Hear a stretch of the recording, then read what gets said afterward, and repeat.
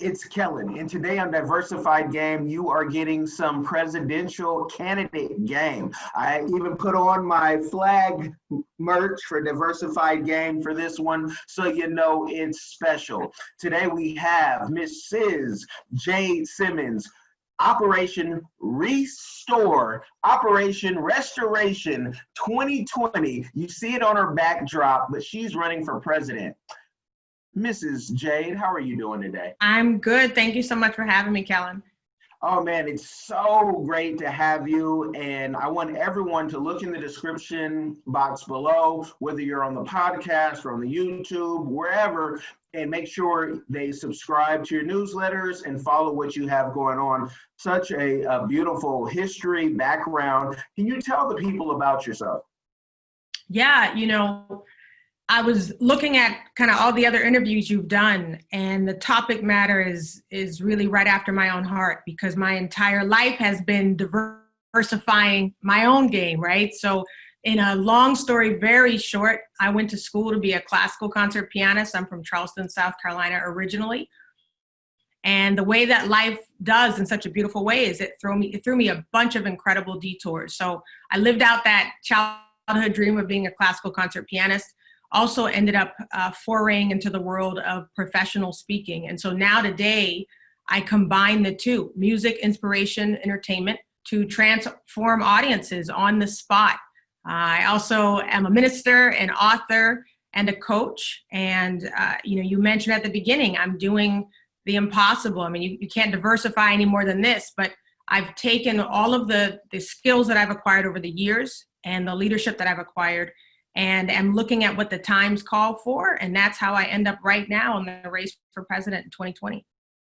And I also want to say, looking at some of your Instagram pictures, mother, wife, those titles in themselves are enough to, be able to say, hey, I can manage my household. Yeah. And I want to put that out there because some people will want to know, is she married? If she's not, because if you're not married nowadays, for some reason, you can't do anything to some. So I want to make sure I put that out there. But yeah, you are definitely whole just with that resume alone. I appreciate it.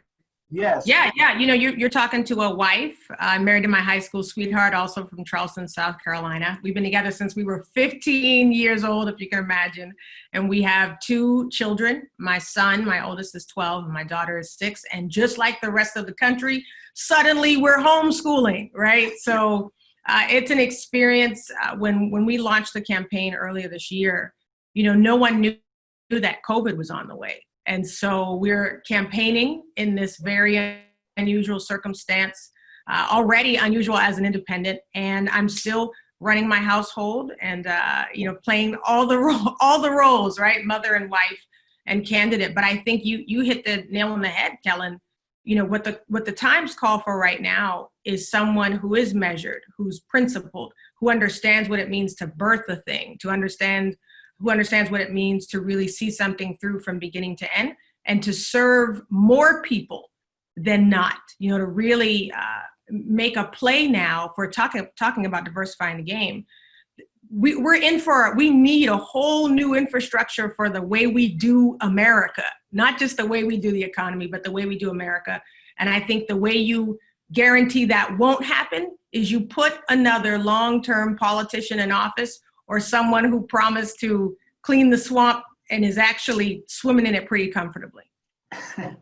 Which most of them do. I've interned on the Hill. I've had run and helped with different political projects locally and statewide, nationally. But the problem is it's the same old. So we definitely like fresh faces. Now, the number one problem, people will say is, 1, do you have the money? 2, an independent has never won, the presidential election, ever. And so, which I could maybe kind of debate that, but most people don't want to go back that far.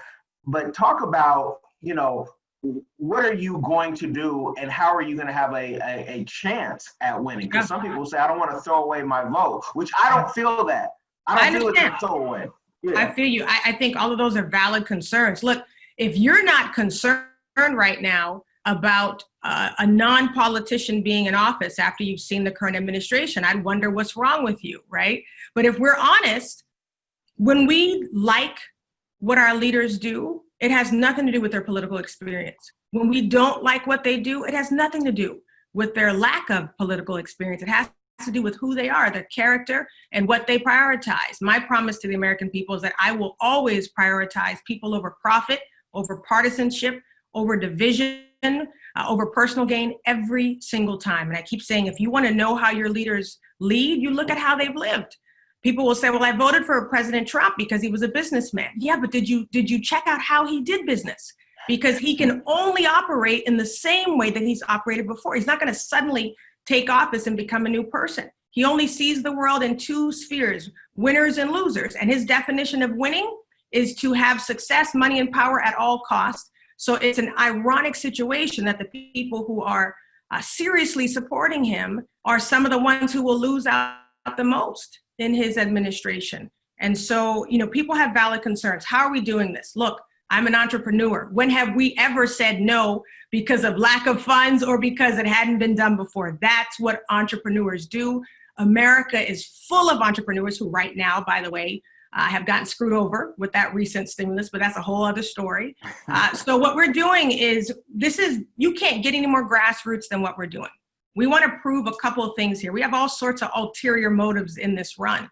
We want to prove that you should not have to spend $1 billion to win a campaign. That's a travesty. I know Bernie Sanders was saying that billionaires are an abomination. Listen, spending billions of dollars to attain power is an abomination. That's money that could be funding some of the programs, politicians say they champion. So we are grassroots. I also believe in having skin in the game. The first part of this campaign, I funded myself. In fact, in the matter of integrity, you'll see us reporting things we don't even have to report. I reported money that I spent before I was officially in the campaign because I don't want anybody to ever go back and say that we weren't being upfront. So we're running this thing with integrity. We plan to go down as the least expensive, most efficiently run campaign in the history of the country. And you talk about that history. Independents are always positioned and talked about and angled as being the spoilers. That wasted vote thing, you talk about get my blood boiling, Kellen.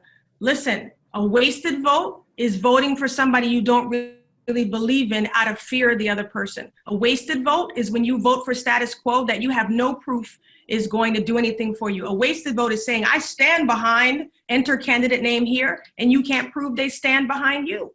I think that rhetoric has always been used to scare, especially minority demographics, into lining behind a party that really hasn't proven they're there to push us forward. So true. All of that is so true. I voted for a woman when Donald Trump and Hillary went at it, but it was Jill Stein. People said, "You're." Oh, wow. Yeah. That's blasphemy right there. Everybody's saying already, do you want to be Jill Stein 2.0? And I say, listen, I can only be Jade Simmons, right? I can only be Jade Simmons to the nth degree. And instead of us lining up, and when I say us, people assume that because I'm African-American and female, that the vote I'd be splitting is the Black vote. Here's people that understand. I run very openly on my faith as well, because I feel like Christianity has been hijacked on the right. I do not see my Christian principles represented by the Republican Party right now. I see the exact opposite. So we do also believe a lot of our funding, Kellen, is going to come from people who they're the muted middle. They're looking around on both sides. It's too extreme. There are people of faith who do not believe that Donald Trump is their savior. They believe in their father in heaven, not their father in the White House. But they also can't vote as far to the left as the options that they see. And so, I'm proud to offer myself up as an option for people who understand there's a lot more common ground to be found. There's a lot more opportunity for unity, but we have to be able to have our voices heard. So that's why I thank you, Kellen. We've had media that says point blank, we don't cover independents. And we've had media that said point blank, we're not going to cover you. You're a distraction. You're going to split the vote. Well, the media is supposed to cover the story, period. And right now, because of fear, you'll see even the media suppressing stories because they don't want to be seen as the person giving shine to someone who might actually have something powerful to say. And that's the beauty of today's times, that we have the independent alternative media that can reach millions, tens of millions. And what I told you, before we started was, again, this is a vetting hour for my other clients who have audiences even larger than mine. I'm the influencer who influences the influencers, right? There we go. There we go. Yeah, so I love that. Tell the people, what are some of the issues? Because a lot of times the right will say they want to kill all your babies in abortion and they want to take away your guns. And to many folks, especially in the South where you're from, so you understand this, I'm sure. Do you want to take their guns away? Because that alone will have people running for the hills, buying more guns. That's right. And you know what that is? That's messaging. And this is what I always say.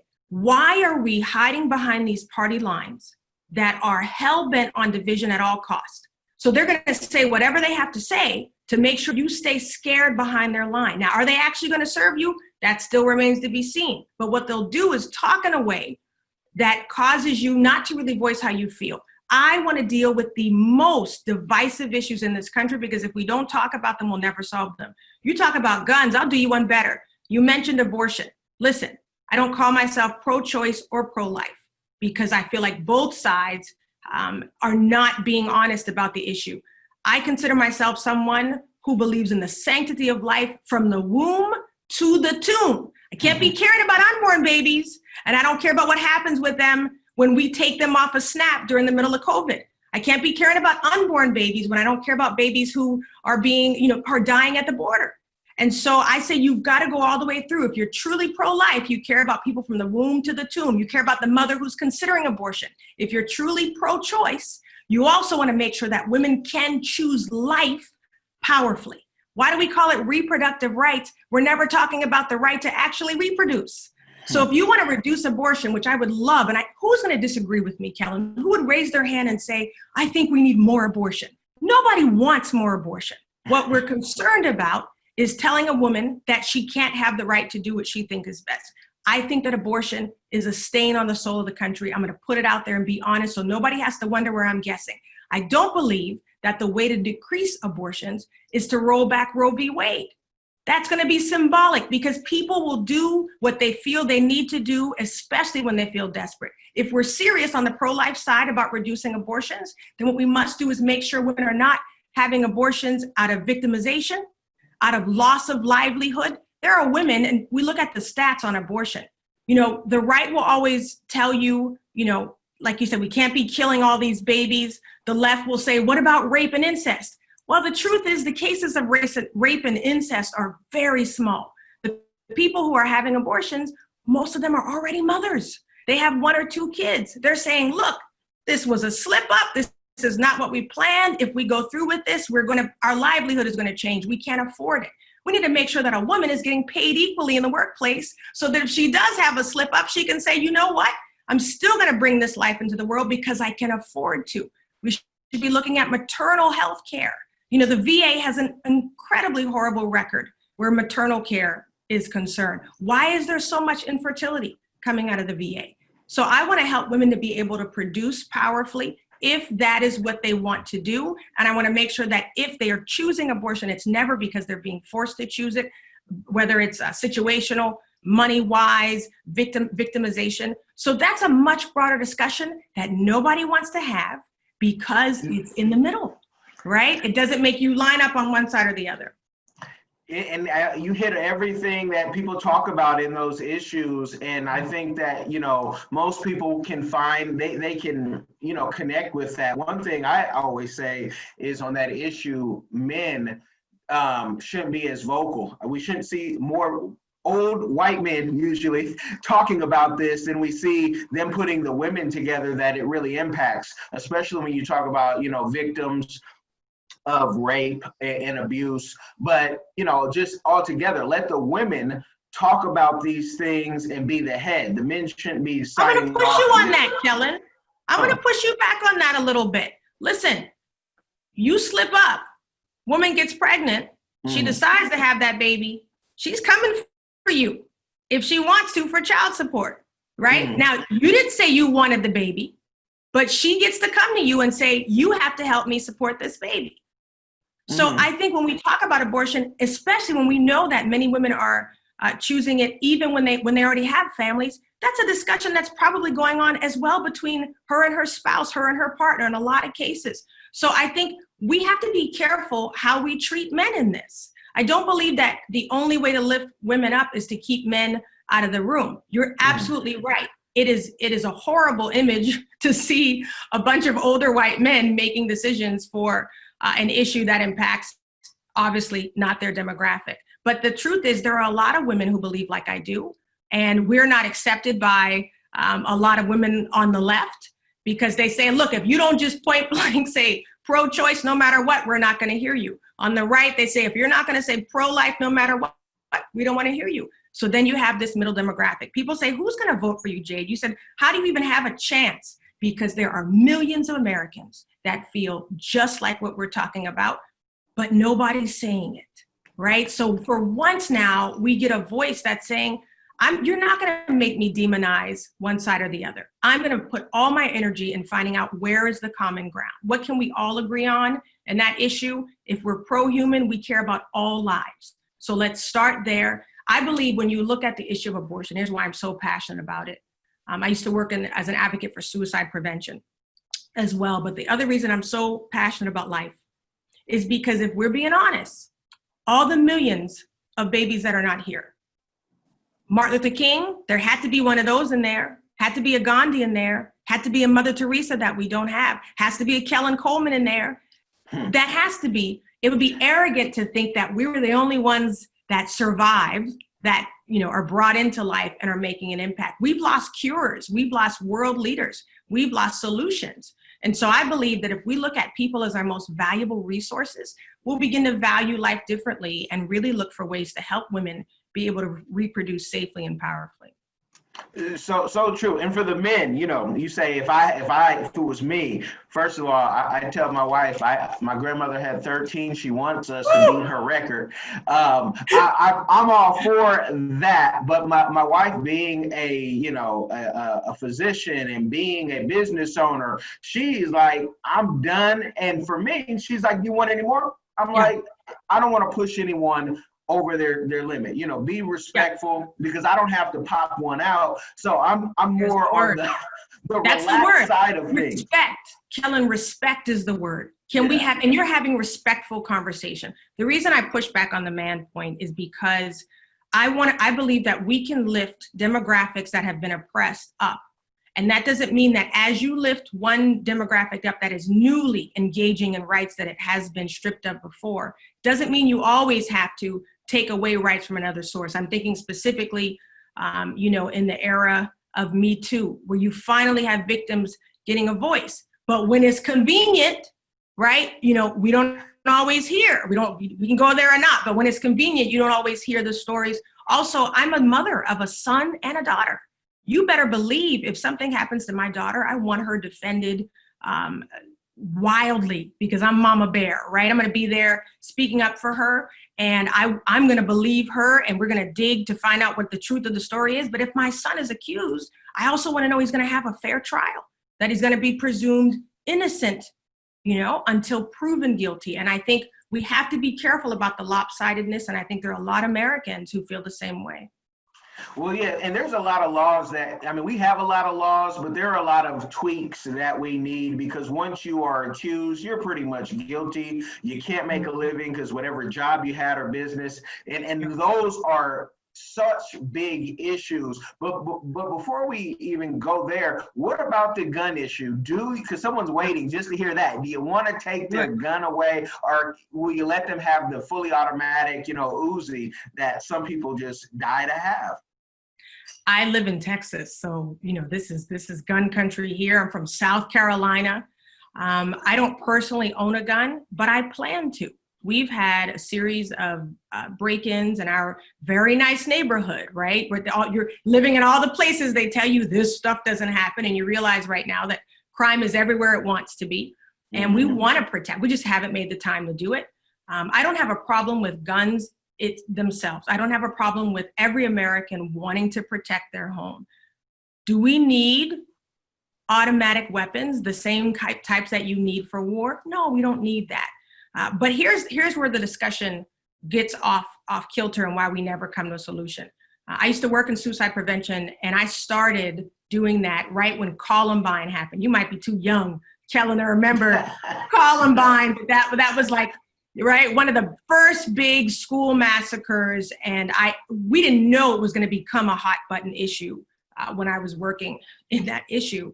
And here's the thing: there's a discussion that needs to be had about how these guns are getting in the hands of these people. And I also think the discussion is not to blame it all on mental illness, because we know the majority of people with mental illness are not violent.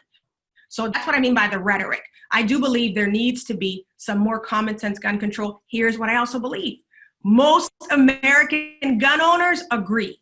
All we see, though, are the extremists, who take my guns and pry them out of my dead cold hands. And we see the "don't tread on me." But then we see all this hypocrisy, right? We see guys at the state capitol, white guys with their guns, brandishing their guns, saying they don't want to stay home. But then, those are the same people who tell other demographics, mostly minorities, mostly Black and brown people, to listen to the law, obey the law. We only got gun control when you saw Black Panthers running around the streets with guns. Suddenly, the NRA was okay with gun control. So these are hard conversations that we have to have. I do believe we need more common sense gun control. I don't think we have to get rid of all guns, but I think we need to be sensible about what types of guns need to be in the hands of everyday Americans. Okay, and that makes sense. And that only happened in my state of California, where, it's to have a gun, you have to ask Congress to get the approval, it seems, because there's no type of castle law or anything. So I've known people who have government jobs who've used them or got in car accidents and actually had to do time because they had a firearm while trying to exit their things. There's a lot of, but those are and that's the common rights. Sense, right? Yeah, we had I think that was here in Houston, where it was either a pro ball player who had a gun on him in a restaurant, and the gun went off and shot him in the leg, and he got in trouble for that. I mean, he shot himself. I think we've got to be wiser. This is an era that calls for wisdom. It can't be game playing. It can't be us playing to our base. We're beyond that now. Coming out of COVID-19, we're going to have to actually be the United States. And the way you do that is not through divisive rhetoric designed to scare people into staying on one side or the other. But they do such a good job at just pushing those issues, and I find that it's the people. I remember, you're too young to remember George Carlin, but he would talk about how the country is bought and sold, and it's, you can say something that makes sense, but they throw so many millions into just pushing the negative. Yeah. What are you going to do about that? Because you're not affiliated yet with a party. You are an independent, but it's not like you're with the Green Party or have any major backing. Are you even considering that? No, I'm not, because it would damage everything I'm trying to do. Listen, I don't have a problem with political parties. I have a problem with the way that what they've manifested into, what they've turned into. I believe that what we're building is really a party of its own. It's people who say, I stand firm on issues. That's why we don't say we're in the middle, even though I do believe I'm representing a muted middle, meaning all the different facets that are no longer getting a voice, because if they don't sound exactly like Nancy Pelosi's, you can't hear them. If they don't sound exactly like Donald Trump, you're not going to hear them. And, we as Americans have to open our eyes and say, how is it really serving us? This is fear-based politics. I believe if I were to align right now with one side or the other, which I personally don't, I did not know what I was going to do going to the polls this year. When you don't know what to do, you might be the answer you're looking for, right? So yeah. I literally, it would be disingenuous of me to align with any party right now. I'm looking at the Libertarian candidate, Justin Amash, who I'm honestly a little disappointed. I was hoping he'd run as a pure independent. And so I see him leaning more libertarian. Listen, we're all libertarians to some degree, We don't want anybody telling us what to do. We saw that with the reopening. You could, what? Tell me to stay home? Who are you talking to? What? Tell me to come out my house? Who are you talking to? Right? It's like we Americans have a rebel maverick DNA, which I think is an incredible part of our God-given identity, but it does shoot us in the foot sometimes. But I think if we look at these parties, we're pretty much plaid. None of us are really all blue, all red. So when you hear somebody say, turn the country blue, what does that mean? We don't want to serve the people who feel differently. And this is coming from a Christian, who believes that the epitome of Christianity is to be able to lead and serve others who do not believe like you, who do not walk out their life like you do. And that's what we need to see. We don't need to see manipulative religion at the top. We need to see leadership that really believes in the value of every single human being. And the religion talk is so funny for the demographics, because there's certain things you can talk to. If you talk to Black folk and you go in the church and you talk about anything that's not traditional marriage, you're pretty much going to sway that audience, except the keyboard player, who is still going to clap or the choir director. And you guys get what I'm saying, the way they divide us. And I've done church professionally. I had to reach for my book that I wrote about the entertainment industry. Wow. In church. And the reason I wrote the book is because everything that happens, we know, inside the church, it's not all just roses. You're dealing with people, and folks are multifaceted. A lot of us are hypocrites. I would say majority of us, what we hate is what we love to do.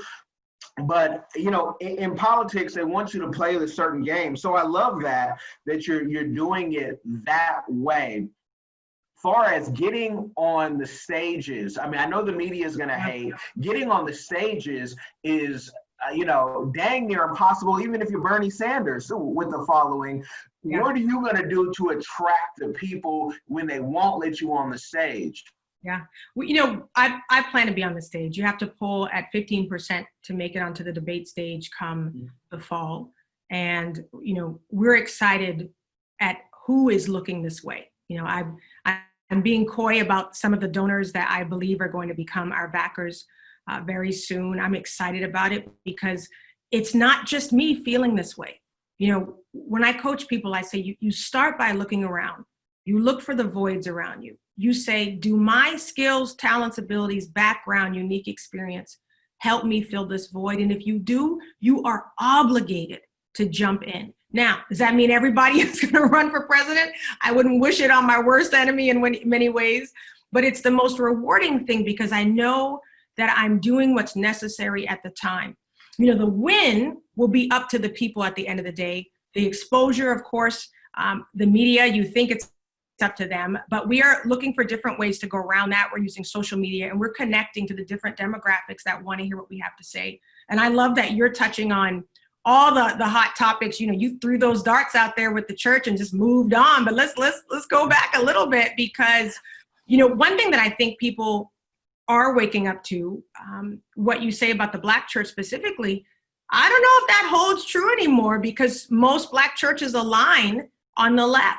And the LGBTQ plus community is a large majority of the left. And so you see a lot of people, here's what I believe. I believe most individuals personally probably move in conservative ways, right? They wouldn't be out there. They're not extra. They're not doing anything wild. They're mostly living traditional lives to their own rhythm.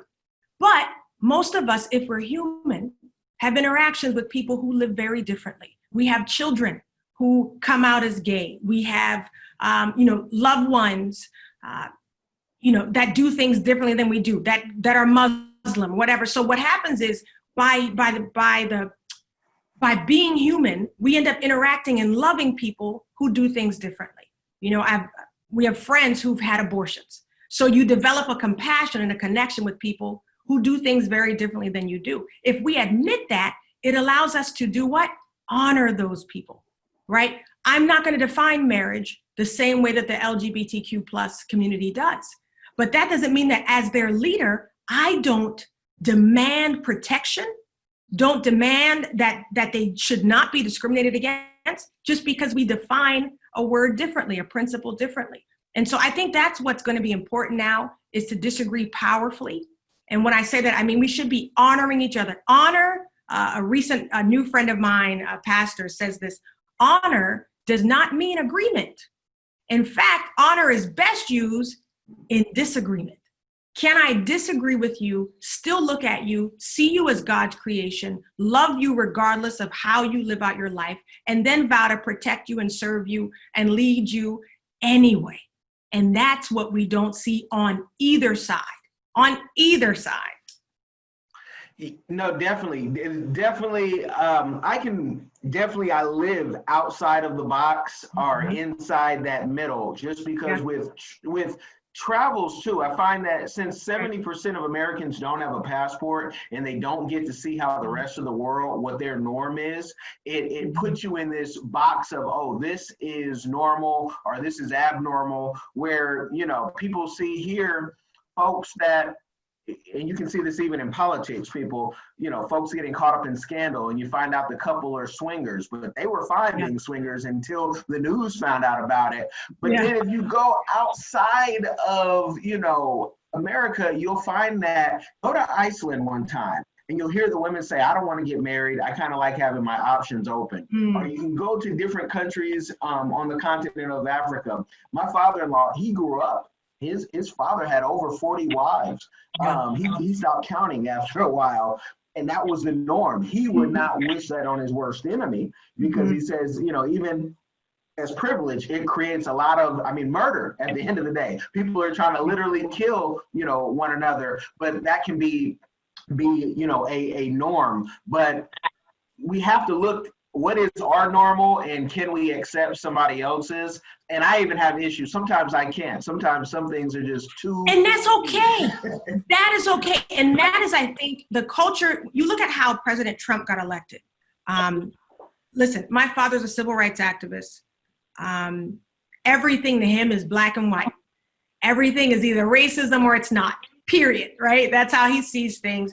I see in a few more shades of gray than that. So he will say to you, everybody who voted for Trump is racist.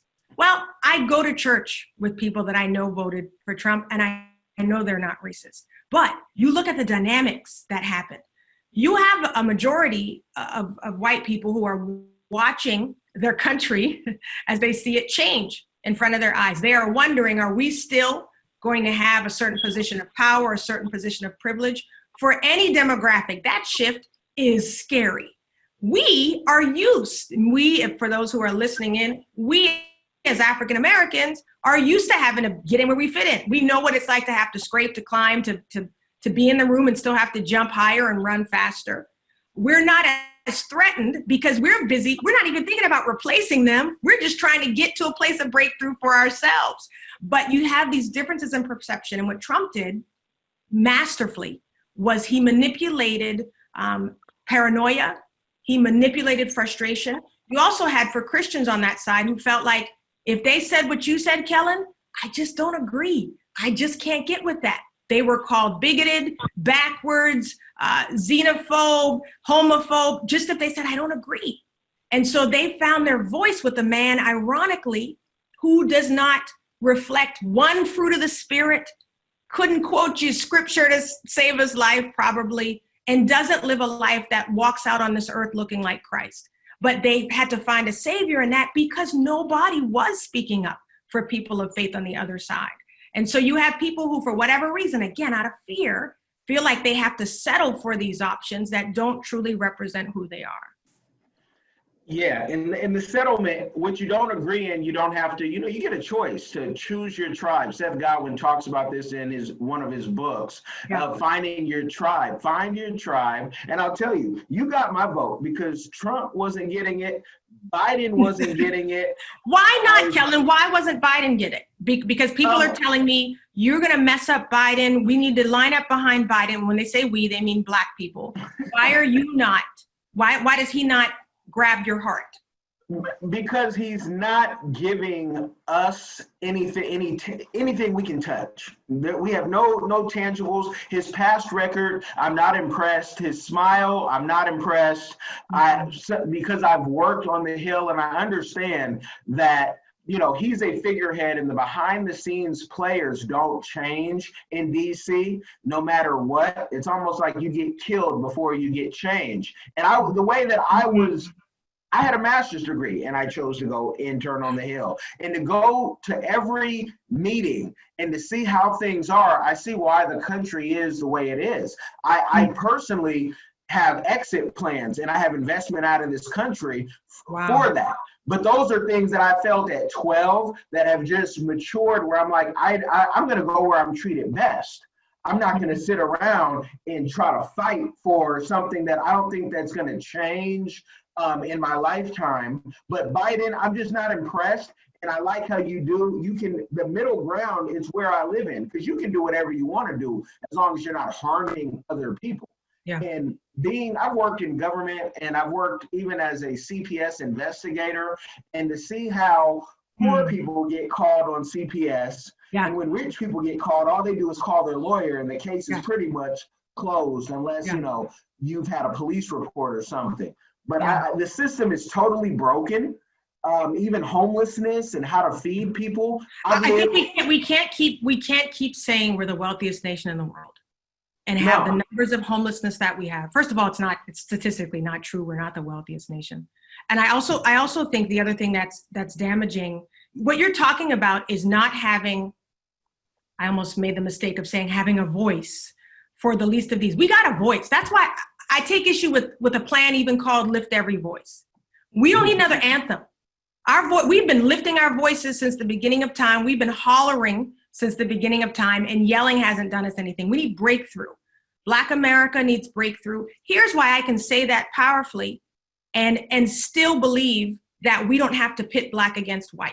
You're talking to a classical pianist. My entire upbringing, I was the one in the room, right? But the difference between me and, let's say, a Candace Owens is that she gets off on being the pet in that group, that there's a demographic that lifts her up because she thinks like they do. It would be more powerful if she were in that room and causing people to think differently. So my entire career has been in challenging perceptions and stereotypes, so that if I'm the only one in the room, my next question to the presenter is, how do we get more in here? I'm one of the most sought after female speakers right now in the country as a Black woman. In most of the rooms I go into are full of white men. I have met incredible CEOs who run some of the most demonized industries, the insurance world, the pharmaceutical world. They are not all bad guys. That's why I had an issue with the way that Elizabeth Warren talked, because had she been running still, remember, she always demonized corporations, demonized CEOs, demonized the wealthy. When COVID hit, it was the wealthy and the most innovative that were saving us from a lot of these situations. We had to depend on these same corporations. There's a new language we must be speaking that doesn't pit wealthy against poor. It shows poor people, first of all, helps them. We talk about the economy. You can't keep defining the health of the economy on the stock market and the GDP, right? The gross domestic. Most people's finances are gross right now. They got to figure out how to get to the next trip to the market, right? Yeah. So you're defining on things that they're not even relevant. We want to define economic health in this country. It should be on if the majority of Americans have food, water, shelter. If we've got people without running water in the middle of COVID-19, shame on us. Shame on us. So we need to be building a pathway out of poverty. At the same time, I believe in powerful partnership with billionaire corporations. A lot of them bring me in to create transformation in their people, their most valuable resource. I know that they don't have to be the bad guy, but they have to be incentivized, and we have to have powerful partnerships. You've got a president right now that is beholden to corporations and to the wealthy because he was one out in the regular world. And if you looked at how he did business, all of his deals benefited him and nobody else. So right now, all of his deals will always benefit him, his friends, and nobody else. We saw that with the way things shook out in the stimulus. And that wasn't just because of the president, because Democrats were in the room reading that same bill, and somehow small businesses still got left out at the end of the day. So it's a whole new conversation. It's bigger than being in the middle. Kellen, it's about really now speaking for the majority of Americans who feel like you and I do, that the same people get served over and over, and it doesn't mean that you have to pit one side against the other. Imagine if all of us who felt this way actually joined together. It'd be the largest political party in the history of the country, and I believe the most powerful. And I hear some hater voices, and I'm hearing them. I get the ding ding sometimes, and I'm going to address something that they would address. But I want to tap into homelessness and feeding people after I address the haters. And the haters will say, well, if you guys really knew how politics work, it's not the popular vote. You need the electoral college. Right. How are you going to get those people to, put their bid in? What is your plan for that? Because those folks are voted in and elected by, the folks that we think represent us locally. Yeah. But most of us don't, the average American, myself included, don't really understand how that electoral process works. And so we had to do some serious research. Here's what's so exciting running as an independent. As an independent, let's say if I were running with the Democratic Party, I'd have to first win that nomination, right? Which we saw they had already decided who was going to win that nomination. So you have to win that nomination. And then the Democratic Party has electors for each state. That's something they do as a system. Same on the right. Trump said, we're not even having primaries, so y'all can't even run against me if you want. As an independent, I register in each state. I bring to the table my own slate of electors. So when we win the popular vote here in Texas, they go to my electors who cast their vote for me. So it's not that I have to hijack anybody's electors. I don't have to convince anybody. The people that we already have in our corner serve as our electors. They'll be registered right along me. So here's how we're running so people know. We will be a registered, people are wondering if you run as a write-in. People will say, I love Bernie, I'm just gonna write him in. Well, you can write him in, but the vote won't count because Bernie is registered as a Democratic presidential candidate. He's not a registered write-in. We are running as a registered write-in in 41 of the states. That means that when you go and write in Jade Simmons, it counts. And when we win the popular vote in your state, my electors cast their vote for me, and then we win the state, just like with the other parties, but we actually have an easier road in that way. Here's where it gets a little bit tougher. In 8 of the states that don't allow write-in votes, we are actually running as an unaffiliated independent, which means we need signatures to be on the ballot in those states. We've just started that process now.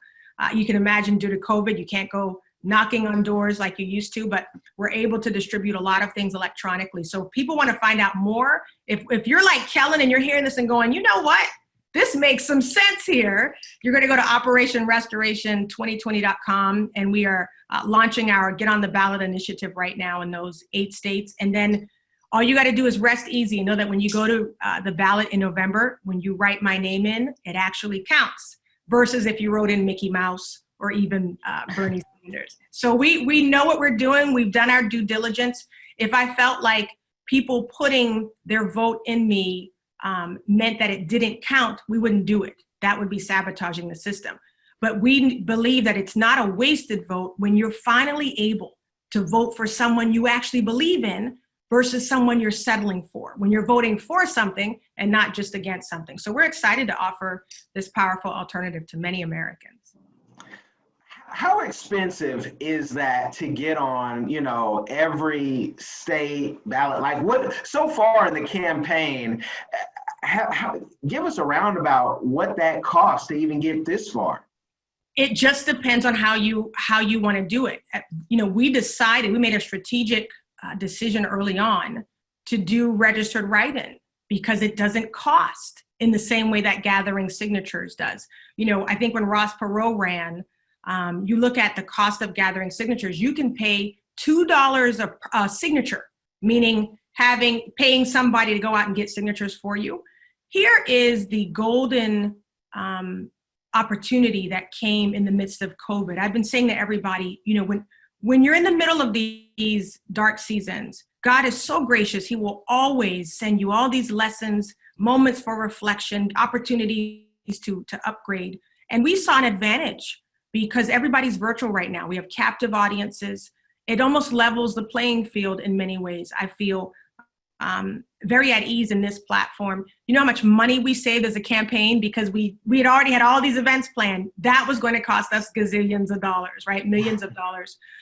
But literally because we can't, we had to innovate. So we've been online pretty seriously now since the beginning of COVID, able to really directly target the demographics that we believe want to hear from us the most, versus going to a city and hoping, right, that people come out, hoping they know about you. We can directly target. So it could be a very expensive venture. Since we decided to get on the ballot itself as an independent only in 8 states, that, as you can imagine, slices our price tag down dramatically. So we're depending on a large voter education effort, which is why I thank you again, and letting people know that when they write in, it actually counts, and it's a powerful vote that tells the rest of the country that nobody's entitled to your vote. And until you see somebody who really represents you, you're holding your decision. I think it was Diddy who the other day said he'll hold it hostage, right? He was like, you're not entitled to my vote, that he'll hold it hostage. And we're happy to see other Americans standing up for themselves in that way. Now, there are going to be people out there, because the way you media trained and didn't answer that question. You answered it. Didn't I answer it? What did you ask me? How No, much? I wanted to know the is it hundreds of thousands or millions of running a campaign? Okay. But let me no, answer. I don't want to skim the question. I didn't mean to do that. Oh, no. If we were going to do, right, I was going to say, if we were going to do ballots. Okay. You gave a great answer. We'll leave it at that, because I love, I'm a PR guy. So yeah. and I would just wanted to know, but I want folks to do their research too and understand when someone's talking why sometimes you can't give just the amount of money, because it's forever going, and the way that you are doing it is new. I mean, no one's done it like that. Yeah. So no one's done it like this before. We will spend we're trying to spend as little as possible. Mm-hmm. We really want to feel like the money that comes in is intentional. Where we will spend the bulk of our money will be later in the summer when it comes to television. That's where it really costs the money. You're paying per minute for these ads, you're paying for production. And so, I would love to be the campaign that spends no more than $10 million. I would love to be the campaign that does that. You're looking at, I think Biden and Trump just raised $60 million, during COVID right now. But you have to say, where's that money going? All those campaigns that are no longer existing spent millions of dollars. Where did that money go? It just goes nowhere. And we want people to feel like they're investing in something. So the truth is, Kellen, we don't know what the end price tag is going to be. We're trying to keep it down as small as possible. And we want to go down in history as being the least expensive campaign that was successful. So let me ask you this, because this is the question everyone would want to know from their new leader. What would you do for, during these COVID times? Would we lock down? Would we do like Sweden, where we just do the herd immunity? What would have been your plan going forward? Yeah, so we need another hour, but let me give you my condensed version here. I've been following COVID since the beginning of December. I didn't understand why I was following it on Global News podcast and wasn't hearing about it in my own country. So when I started listening, there were only 6 people dead in the entire world. And right before that, they didn't even know if it could make the species jump from animal to human. So I've been in this thing from the beginning, and China was not forthcoming in the beginning. So there is some reckoning that has to happen. Now we talk about what would I do now, because all people care about is what happens now. Here's what I believe.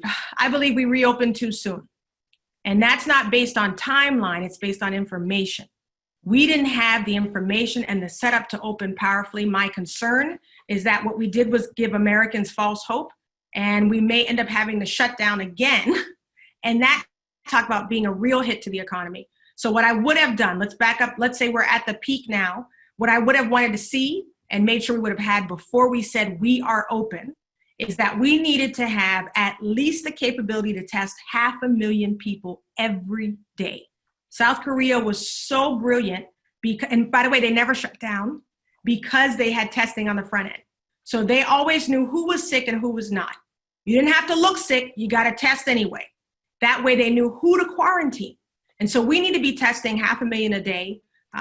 We were testing around 150,000 a day when we reopened. That was way too small. I would also first go back and fund public health in the state and local levels. We need to hire about 30,000 new people Right now, their sole job is testing and tracing those who got tested. And then we actually don't have to wait to jumpstart the economy. We could have jumpstarted the economy while we were shut down with something I called ongoing emergency preparation. You take the people who were fired, let off, furloughed recently, you rehire them in the business of ongoing emergency preparation. We had to outsource to China and Mexico to get our own emergency equipment. We should have been reopening our own factories. This is now going to tell us our American companies have to come back to America, because the reason the delay happened, the reason the Defense Production Act couldn't really work is because their buildings were on other shores. And so we lost time, we lost money, and we lost people because we weren't even here in America. We're busy telling Americans to buy American, and we don't buy American. I'm gonna just let that sit for a second there. We're busy telling Americans to buy American, and we don't buy American. So I believe one of the first things we have to do, because these jobs, nobody wants to say it, and this is an inspirational speaker telling you a hard truth, they're not coming back in the same way.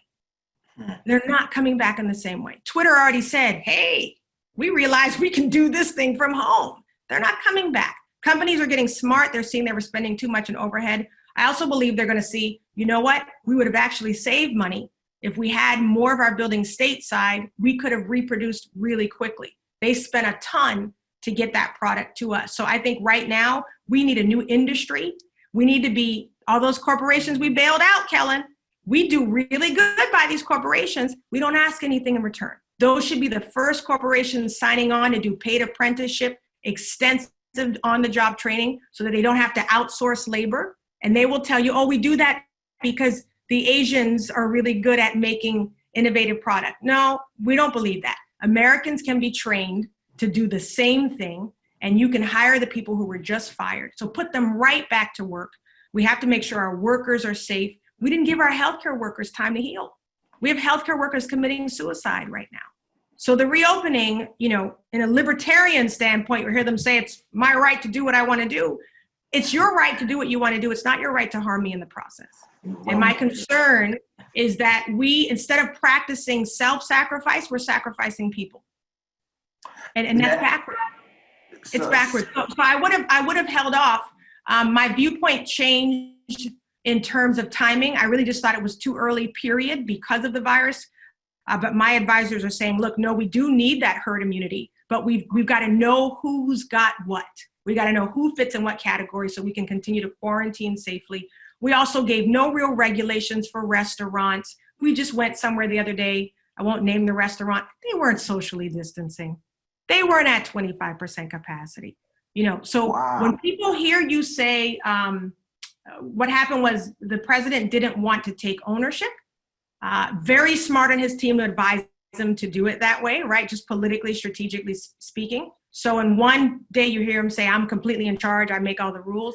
The next day, you guys do what you want, because his advisors are like, let them do what they want. So when it doesn't work, you don't get the blame for it. As a result, you had misinformation. We didn't work together as a country. We should have been working together state by state. We should have been on the same page. Even universally, the head of the UN is saying, shame on us for how we behaved as separate nations. We could have been solving this together as we went along, and we didn't. So I would do things differently. I'd have more international communication, and I would make sure that our Americans were safe to reopen. They might be mad right in the beginning because you make it last a few more weeks, but they're not going to be sad in the end because more people died because we didn't do what we had to do. Yeah, they might be, mad, running out there with guns until they're met with, military with bigger guns, and they would have went right back into their homes. But it also goes to, again, homelessness and food.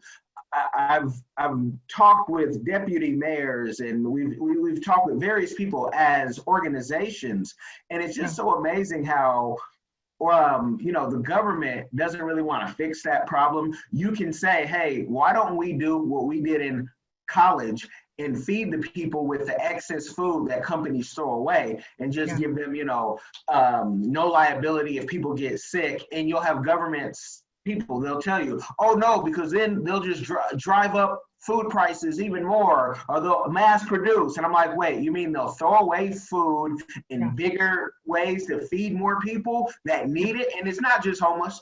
It's also, folks, college students, people right now who are broke, making food lines. But it seems a lot of times government doesn't want to fix problems. You seem to have this, you want to fix problems. You just don't want to put a Band-Aid on it. You actually want to, sew things up. But let's be honest about why, there are some things we say government doesn't want to do it. Well, let's ask ourselves why. You know why they don't want to do student loan forgiveness? Because they own the debt. Why would you take money out of your own pocket? You're not going to see a lot of progress on that. The way that I propose is we do incentivize student loan forgiveness. We're going to need more healthcare workers after this. We're going to need more teachers, right? Start there. Incentivize people who would be in an industry that the country sorely needs. You're going to get less debate, less argument, because we know we need it. If you just say, let everybody go to school free, that's going to create a different kind of argument, right? But if you say, listen, I want doctors to come out and be able to work in underserved communities and not have to go into expensive specialized care just so they can pay their bill. You see what I'm saying? It has to be smart. So when people say, how are you qualified as an artist? I'm a creative, not just a musician. I'm a creative. My brain is wired to think of solutions that others haven't. It's also wired to collaborate. We sorely need collaboration. You talk about that homeless issue. Let's keep it real. Why is nobody campaigning on homelessness? You were on the Hill. Homeless people don't vote. Why are you going to waste ad space talking to people who are never going to go to the polls on your behalf? I believe a true leader serves especially the people who will never find time or make it a priority to go vote because they're too busy trying to survive, right? So you have to first reshape the entire discussion on how we value people. The problem is, and this is not just government, it's us right here as individuals, we see past homeless people. We don't acknowledge them. We instinctively, subconsciously think of them as less than us, as they're slackers somehow, they're crazy. We have all these reasons to give ourselves excuses not to care.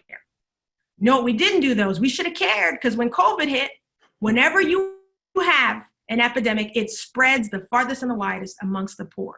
So you better believe there are still undiagnosed cases of COVID-19 right now amongst our homeless community, that we're going to get started back up, reopen, go party for the summer, and get sick again because we didn't care for these people. That's an ironic piece of karma right there. So I think we have to look at the fact that the reason we don't address issues is because we don't really care about the people, because they can't serve us. And if you elect another politician, they're going to have to first serve the corporations they're beholden to, first serve the big donors, right? But if you get someone who's elected by the people and who literally comes from the people, a mother, a wife, a small business owner who also did not get her small business loan on time, you better believe that I'm fighting with you, not just for you. You don't need somebody to fight for you. You're fighting for yourself just fine. You need somebody to fight with you who's been with you in all of the situations.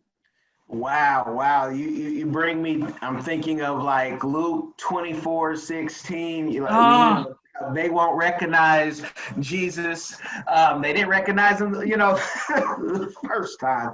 But I'm getting those vibes that people don't understand the jewels that you are really laying down. And I want to tell people, I could talk to you all day long, but I'm going to save some of this for my influencers. So I want you guys to make sure you follow, Jade on her social media.